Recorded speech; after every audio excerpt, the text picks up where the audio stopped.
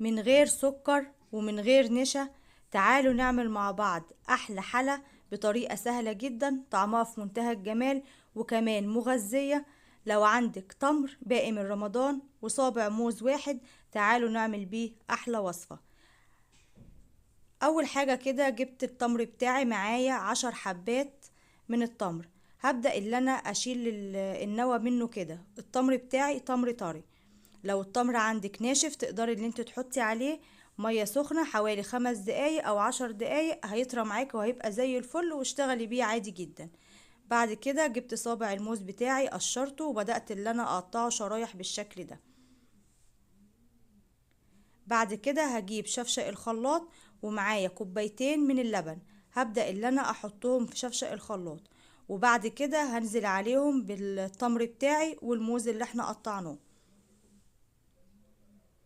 هنزل كل الكمية وبعد كده هشغل الخلاط عليهم واخلطهم مع بعض لحد ما يتفرموا مع بعض كويس جدا. بعد كده هجيب مصفى وهصفي الخليط بتاعي علشان ما يبقاش فيه اي شوائب خالص. شايفين بقى الحاجات اللي بتطلع دي، القشر والحاجات دي احنا مش عايزينها. بعد كده معايا كيس من الكريم كراميل الجاهز. هبدأ اللي انا اخد كده الكيس بتاعي واحطه على الخليط اللي انا صفيته، وهبدأ اللي انا اخلطهم مع بعض على البارد كده. وبعد كده هرفعهم على النار، تبقى النار متوسطة طول ما انا واقفة ايدي فيه بالشكل ده لحد ما يغلي معايا. بعد ما يغلي كده هحسب له حوالي دقيقتين يغلي على النار. هو كده الحلة بتاعنا خلص وما خدش وقت خالص. بعد كده هتجيبي الاطباق او البولات او كاسات او كوبايات المتوفر عندك هتقدمي فيه. جبت كده البولات بتاعتي وبدأت اللي انا افضي الخليط بتاعي بالشكل ده. هتسيبيه يهدى من السخونية وبعد كده هتدخليه التلاجة لحد ما يبرد ويتماسك. الحلة اللي احنا عملناه النهاردة بيتقدم طبعا بارد. بعد كده هنبدأ اللي احنا نزينه وقت التقديم. ما ينفعش اللي انت تحطي شرايح موز وتركنيها، لان طبعا الموز بيسود وبيغير لونه. فوقت التقديم هجيب بقى شرايح موز احطها كده، وكيس الكراميل اللي معايا هبدأ اللي انا ازين بيه على الوش كده.